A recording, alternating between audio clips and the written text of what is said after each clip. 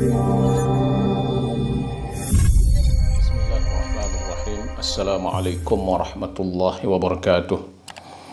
Alhamdulillah wassalatu wassalamu ala Rasulillah, amma ba'du. Ikhwani fillah rahimani wa rahimakumullah. Kita lanjutkan kajian kita tentang tafsir Al-Quran Al-Karim. Kita sudah sampai kepada ayat yang ke-12 dan 13 dari surah Luqman Al-Hakim. Semoga kita bisa menuntaskan dua ayat ini di dalam episode ini, biiznillah. Sebagaimana biasa kita bacakan dulu ayatnya. A'udzu billahi minasyaitonir rajim. Bismillahirrahmanirrahim. Walaqad atayna Luqman al-hikmata an ishkur lillah wa man yashkur fa innama yashkuru li nafsihi wa man kafara fa innallaha ghaniyyun hamid. وإذ قال لقمان لابنه وهو يعظه يا بني لا تشرك بالله إن الشرك لظلم عظيم. Ikhwa fillah rahimani wa rahimakumullah. Ayat yang ke-12 dan seterusnya ini adalah merupakan ma'tufah atau disandingkan atau dikembalikan kepada firman Allah Subhanahu wa taala yang berbunyi wa minan nasi may yashtari lahwal hadits. Ini dinamakan di dalam ilmu lughah atful qissati 'ala al-qissah, yaitu menyandingkan dua kisah yang mirip, dua kisah yang ajib. Jadi wajhus syabahnya ini dua-duanya ajib, aneh, menarik perhatian. Kenapa menarik perhatian? Yang pertama, bahwa ada orang yang tidak bisa mengambil pelajaran dari hikmah yang luar biasa, yaitu hikmah Al-Quran, dari hudan Al-Quran, dari petunjuk Al-Quran, dari rahmah Al-Quran. Dia tidak bisa mengambil pelajaran. Justru dia menjadikannya ejekan-ejekan, olokan-olokan. Hikmah itu di hadapannya, ilmu itu di hadapannya, sudah dia dengar begitu banyak, tetapi toh tidak bisa mengambil pelajaran dari situ. Nah, kisah yang disandingkan dengannya ini adalah kisah Luqman, yang dengan tafakkur dia sendiri, dengan berfikir dia sendiri, dia mengambil hikmah-hikmah Allah Subhanahu wa taala, dia terinspirasi dari sesuatu di sekelilingnya sehingga dia mendapatkan tauhidnya. Jadi dua kisah ini kisah yang unik. Makanya ini di dalam ilmu balaghah juga dinamakan dengan al-muqabalah. Muqabalatu qissati al-ula, yaitu kisah yang pertama keunikannya menolak ayat Allah, tidak bisa mengambil hikmah dari situ. Keunikan yang kedua ini dengan cepat mengambil hikmah dari Allah Subhanahu wa taala. Nah, ini namanya atful qissati 'ala al-qissah, yaitu menyandingkan dua kisah yang berbeda. Ikhwah fillah rahimani wa rahimakumullah. Selanjutnya ayat ini dibuka oleh Allah Subhanahu wa taala dengan mengatakan walaqad. Kalau dalam bahasa kita itu artinya dan sesungguhnya atau dan sungguh-sungguh. Ini namanya di dalam ilmu bahasa adalah litaukid, untuk menguatkan. Menguatkan apa? Menguatkan intibah, menguatkan perhatian kita bahwa ada sesuatu yang sangat penting yang akan disampaikan oleh ayat ini. Yaitu apa? Ataina Luqman al-hikmah. Kami telah berikan kepada Luqman, yaitu hikmah. Ikhwafillah rahimani wa rahimakumullah. Sebelum kita masuk kepada makna daripada ita, ataina atau ita, telah kami berikan, kita kupas dulu siapa sih sebenarnya Sayyiduna Luqman ini. Ikhwafillah rahimani wa rahimakumullah. Banyak pendapat terkait Luqman di dalam surah Luqman ini. Siapakah dia? Dari manakah dia? Nabikah dia? Apa profesinya? Nah, ini perlu kita ketahui, walaupun tidak wajib kita ketahui. Luqman, demikian namanya disebutkan di dalam Al-Quran, adalah nama seorang yang saleh, yang hidup di zaman Nabi Daud alaihissalam. Ada yang mengatakan beliau ini keluarga dari Nabi Daud. Ada yang mengatakan tidak, bahkan beliau ini seorang budak yang hidup di kerajaan Nabi Daud alaihissalam. Ada juga yang mengatakan bahwa beliau ini seorang yang biasa saja, bukan tokoh, bukan seorang budak, tetapi seorang yang biasa, yang diberikan hikmah, inspirasi oleh Allah Subhanahu wa Ta'ala. Lalu apakah Luqman ini seorang nabi atau seorang rajul saleh yang diberikan ilham oleh Allah Subhanahu wa Ta'ala? Ada yang berpendapat bahwa Luqman ini adalah hanya seorang abdun saleh, seorang hamba Allah Subhanahu wa Ta'ala yang saleh.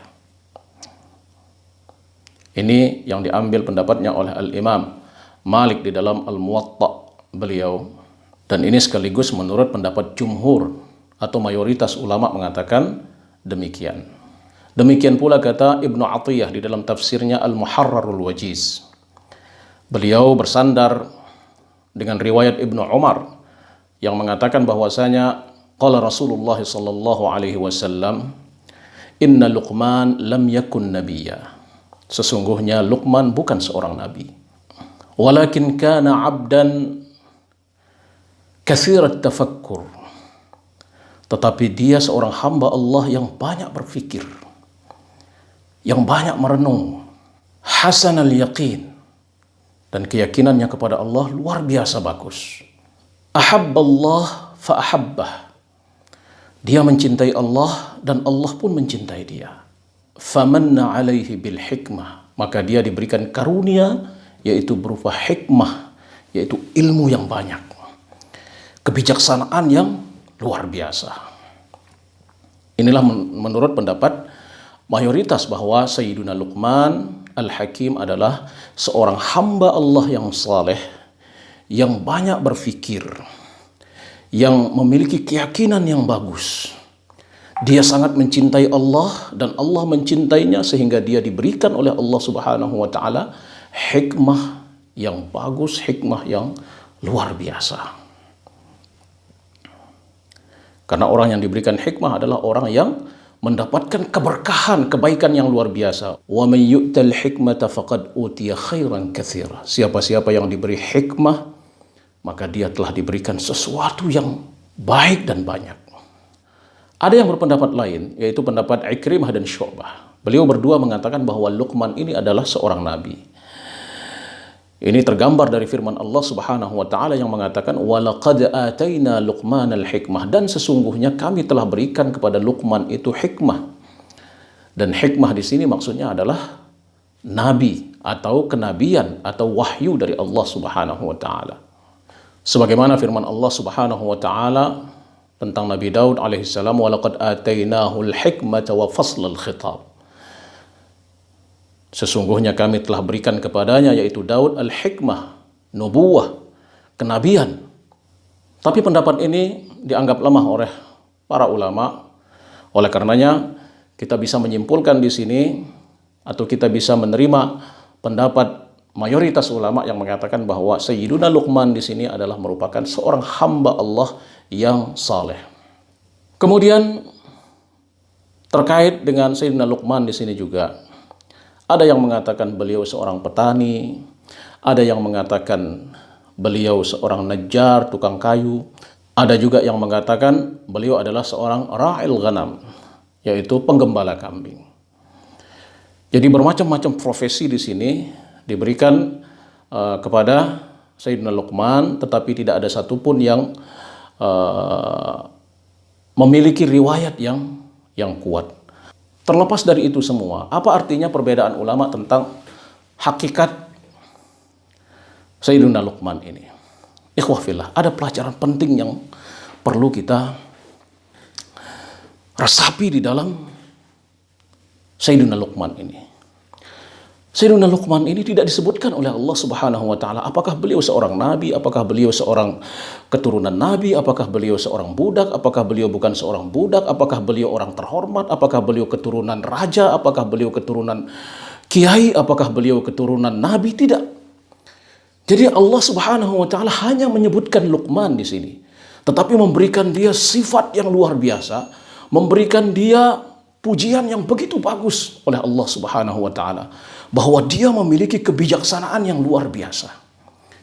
Bahwa di sini ikhwafillah, ya, sorga dan neraka tidak bisa orang raih dengan keturunannya.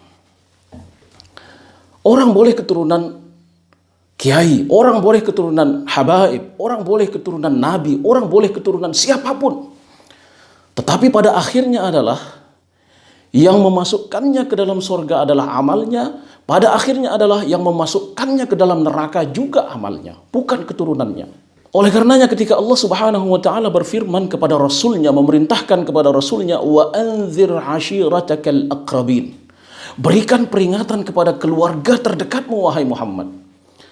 Langsung Rasulullah berkata, ya ma'syara Quraisy, wahai orang-orang Quraisy, ishtaru anfusakum, beli diri kalian, bayar diri kalian, tebus diri kalian.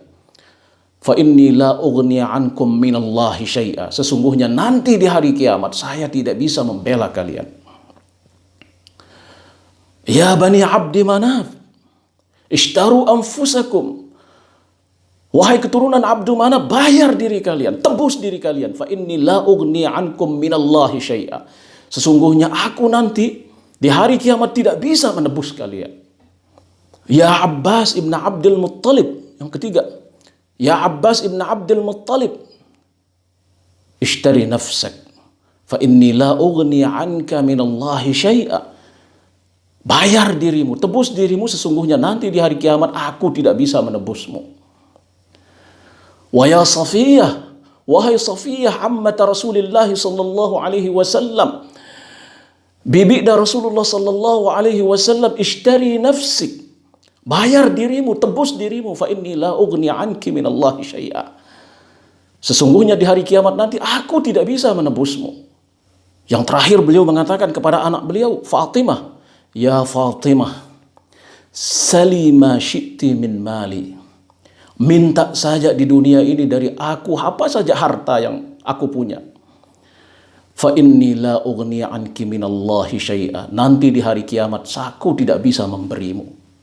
Ini kata-kata Rasulullah Sallallahu Alaihi Wasallam. Jadi tidak penting keturunan orang mengantarnya ke sorga atau ke neraka. Oleh karenanya Al-Imam Ali ibn al-Husain ibnu Ali, yang lebih dikenal dengan Ali Zainul Abidin, anaknya Al-Imam Husain, beliau itu tiap malam Masya Allah memberikan bantuan kepada orang-orang, memanggulnya sendiri. Ada yang bertanya kepada beliau, ya Imam, kenapa engkau rela tiap malam memanggul gandum, memberikan orang-orang jompo, memberikan orang-orang terlantar, memberikan para janda? Anta man anta, sedangkan keturunanmu adalah luar biasa. Anaknya Husain, anaknya Ali, cucunya Rasulullah Sallallahu Alaihi Wasallam. Apa kata beliau? Alam tasma'u qaulallahi subhanahu wa ta'ala, apakah kalian tidak mendengar firman Allah Subhanahu wa ta'ala? فَإِذَا نُفِخَ فِي الصُّورِ فَلَا أَنْسَابَ بَيْنَهُمْ يَوْمَئِذٍ وَلَا يَتَسَاءَلُونَ. Ketika trompet sudah ditiup, ketika hari kiamat sudah bergelegar, ketika hari kiamat sudah jatuh, فَلَا أَنْسَابَ بَيْنَهُمْ, tidak ada keturunan di antara mereka. وَلَا يَتَسَاءَلُونَ, dan tidak saling cari. Mana anak saya, mana ibu saya, mana kakek saya, mana keturunan saya. Saya ini keturunan kiai, saya ini keturunan habaib misalnya. Tidak. Al-Imam Ali Zainul Abidin mengutip firman Allah Subhanahu wa ta'ala, ketika trompet sudah ditiup, tidak ada keturunan saat itu di antara mereka dan tidak saling cari. Ini keturunan Rasulullah yang paling dekat. Generasi ketiga masih. Jadi ini hikmahnya Allah Subhanahu wa ta'ala. Tidak menyebutkan Luqman itu anak siapa, keturunan siapa, dari mana, darah apa, tidak. Jadi Al-Quran tidak terlalu menyebutkan keturunan orang bima'rid al-amal, saat menyebut amal perbuatan orang. Makanya para nabi itu jarang disebut ayahnya. Nabi Ibrahim tidak disebut, Nabi Muhammad tidak disebut, Nabi Musa tidak disebut, Nabi Harun tidak disebut, Nabi Zakaria tidak disebut. Kecuali Nabi Isa alaihissalam sering disebut di situ. Keturunannya siapa? Ya keturunannya Maryam, karena ini dalam rangka konteksnya adalah untuk mengembalikan tauhid orang yang mengatakan bahwa Isa putra Allah Subhanahu wa taala. Na'udzubillah dengan kata-kata itu, makanya Isa disebut di sini sebagai putra Maryam. Satu-satunya beliau yang sering disebut di sini sebagai putra seseorang, yaitu putra Maryam.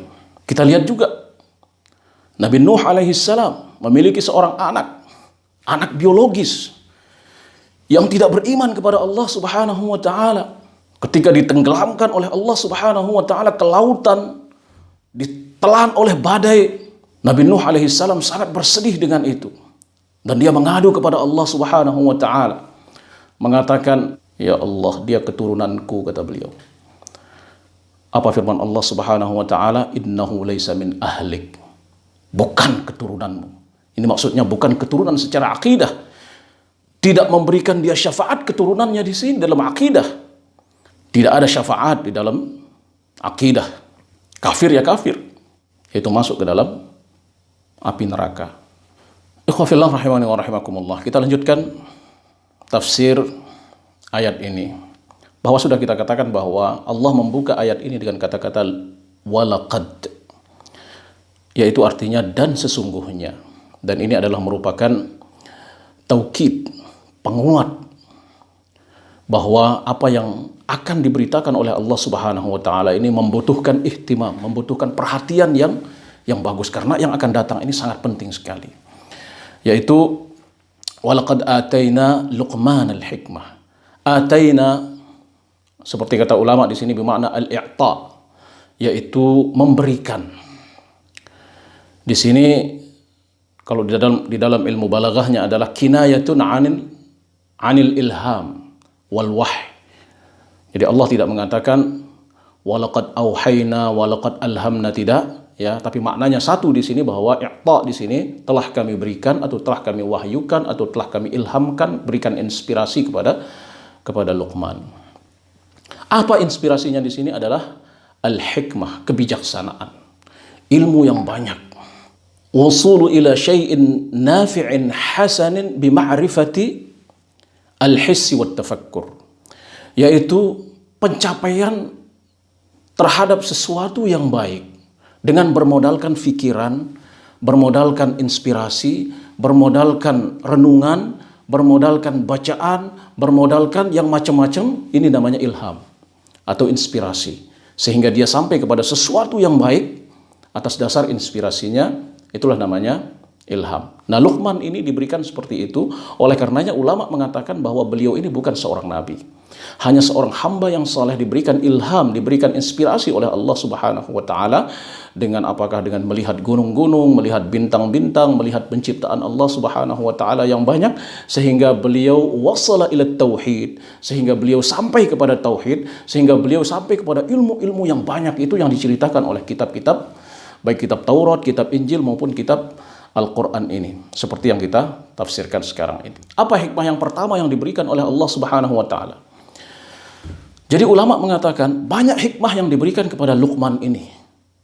Kalau di dalam ayat ini ada beberapa saja yang disebut di sini.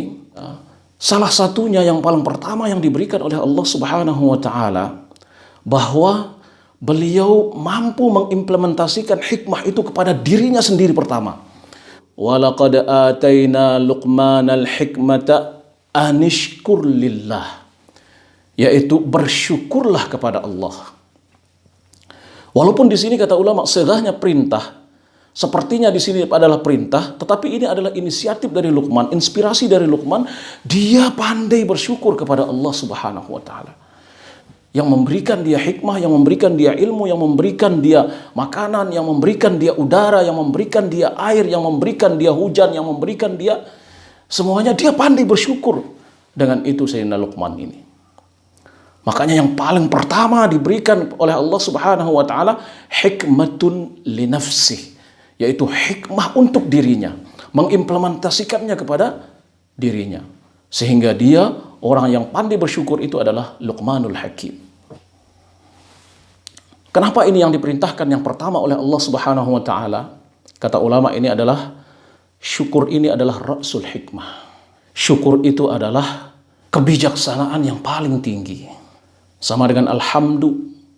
Alhamdu itu memuji Allah, di dalamnya adalah syukur, itu adalah kebijaksanaan yang paling tinggi. Makanya firman-Nya dibuka di dalam Al-Quran oleh Allah Subhanahu wa ta'ala dari susunan mushafnya. Allah berfirman, Alhamdulillahi Rabbil Alamin. Segala puji bagi Allah. Ini adalah rasul hikmahnya. Penghulu hikmahnya itu adalah bersyukur kepada Allah Subhanahu wa ta'ala atas segala nikmat yang diberikan oleh Allah Subhanahu wa ta'ala. Nikmat iman, nikmat Islam, nikmat sehat, nikmat makan, nikmat minum, nikmat hujan, nikmat angin, nikmat oksigen, nikmat semuanya ini adalah pemberian Allah Subhanahu wa ta'ala. Makanya ini yang dipesankan pertama oleh Allah Subhanahu wa ta'ala. Walaupun di sini redaksinya pesan Allah Subhanahu wa ta'ala, tapi maksudnya di sini adalah Luqman ini pandai bersyukur atas semua itu, dan ini yang pertama yang dilakukan oleh Sayyiduna Luqman, yaitu bersyukur kepada Allah Subhanahu wa ta'ala. Ikhwafillah rahimani wa rahimakumullah. Untuk menunjukkan betapa pentingnya syukur kepada Allah Subhanahu wa ta'ala ini, Allah memberikan keterangan dengan lanjutan ayat ini dengan mengatakan, wa may yashkur fa innama yashkuru li nafsih.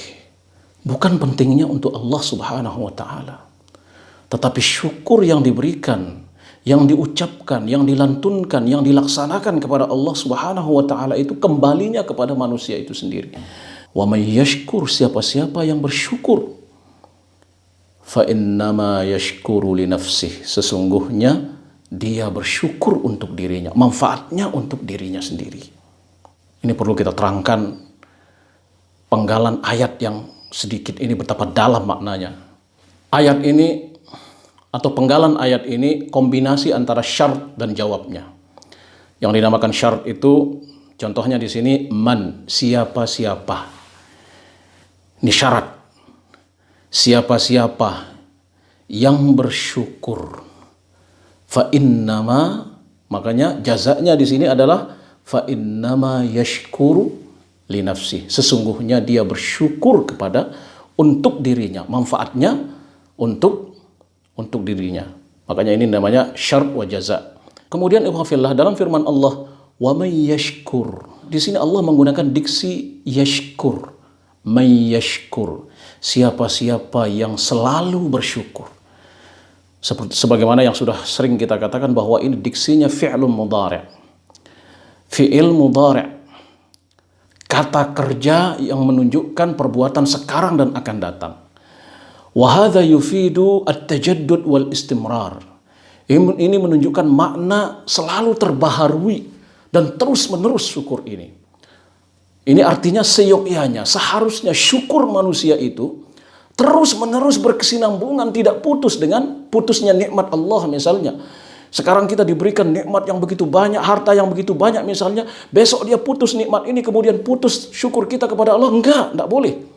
Jadi syukur kepada Allah Subhanahu wa ta'ala ini selalu harus terus-menerus berkesinambungan, tidak putus-putus. Apapun kendala yang kita hadapi di hadapan kita itu tidak boleh namanya putus nikmat, tidak boleh namanya putus syukur kita kepada Allah Subhanahu wa ta'ala. Makanya di sini Allah mengisyaratkan kepada kita, memerintahkan kepada kita, siapa-siapa yang selalu bersyukur, terbaharui syukurnya, berkesinambungan syukurnya, kemudian Allah menjawabnya dengan mengatakan fa innama yashkuru li nafsi, sesungguhnya dia dengan banyaknya syukur itu banyak juga manfaatnya kembali kepada dia. Ini namanya al-hasr di dalam ilmu balaghah. Apalagi setelah adatul hasr ini adalah fi'ilnya langsung, yaitu berkesinambungan juga nikmat yang dia dapat, manfaat yang dia dapat dari syukurnya ini, dan itu sudah pasti yang dijanjikan oleh Allah Subhanahu wa ta'ala. Apalagi kata-kata li nafsih ini ditambah dengan lamut ta'lil oleh Allah Subhanahu wa ta'ala. Lamut ta'lil di sini menunjukkan faedah yang besar, faedah yang luar biasa atas syukur yang dilakoni kepada Allah Subhanahu wa ta'ala. Kemudian ayat ini ditutup oleh Allah Subhanahu wa taala dengan mengatakan wa man kafar fa innallaha ghaniyyun hamid. Masya Allah, dalam sekali makna ini. Pertama di sini Allah Subhanahu wa taala menggandengkan syukurnya orang yang pandai bersyukur kepada Allah Subhanahu wa taala dengan kufurnya orang yang tidak pandai bersyukur kepada Allah Subhanahu wa taala. Ini lagi-lagi namanya di dalam ilmu badi' itu adalah al-muqabalah. Dzikru syai'i bididdi, menyebutkan sesuatu dengan lawanannya. Tadinya pandai bersyukur, yaitu Luqmanul Hakim. Orang yang pandai bersyukur itu adalah mendapatkan manfaat dari syukurnya. Disebutkan yang sebaliknya adalah wa man kafar, siapa-siapa yang kufur, menolak. Barang siapa menolak bersyukur kepada Allah, kufur nikmat kepada Allah Subhanahu wa taala, fa innallah, sesungguhnya Allah Ghaniyun Hamid, maha kaya dan maha dipuji. Khofillah rahimani wa rahimakumullah.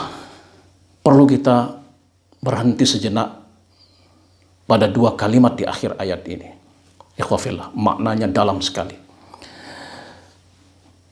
Allah menggunakan diksi di sini berbeda dengan yang pertama. Ketika Allah Subhanahu wa taala mengatakan wa may yashkur, siapa-siapa yang bersyukur, jazanya, jawabnya adalah fa innama yashkur, sesungguhnya dia bersyukur untuk dirinya. Tetapi di sini berbeda. Allah mengatakan wa man kafar, siapa-siapa yang kufur atau tidak mau bersyukur. Allah mengatakan fa innallaha ghaniyyun hamid. Allah tidak mengatakan fa innallaha syakurun misalnya. Atau Allah tidak mengatakan fa innallaha ghaniyyun syakur. Siapa-siapa yang tidak mau bersyukur, sesungguhnya Allah maha kaya dan maha disyukuri misalnya, tidak. Tetapi di sini Allah mengatakan fa innallaha ghaniyyun hamid. Allah maha kaya dan maha dipuji. Ikhwafillah rahimani wa rahimakumullah. Maknanya di sini bahwa seruan syukur ini adalah kepada manusia, sekalian manusia. Artinya bahwa wahai sekalian manusia, kalian sudah diberikan hidup, kalian sudah diberikan akal, kalian sudah diberikan hati, kalian sudah diberikan perasaan, kalian sudah diberikan nikmat-nikmat yang luar biasa oleh Allah Subhanahu wa taala. Hariyun 'alaika an tashkur. Wajib bagi kalian seharusnya bersyukur kepada Allah Subhanahu wa taala. Dan kata-kata syukur di sini maknanya banyak. Syukur di sini adalah syukur itu bisa syukur dengan lisan, yaitu alhamdulillah rabbil alamin, Allah memberikan nikmat. Bisa syukur dengan hati, ya. Bisa syukur dengan hati dan pikiran, yaitu menerima semua kekuasaan Allah Subhanahu wa taala. Menerima semua nikmat Allah ini dengan lapang, dengan sangat bersyukur.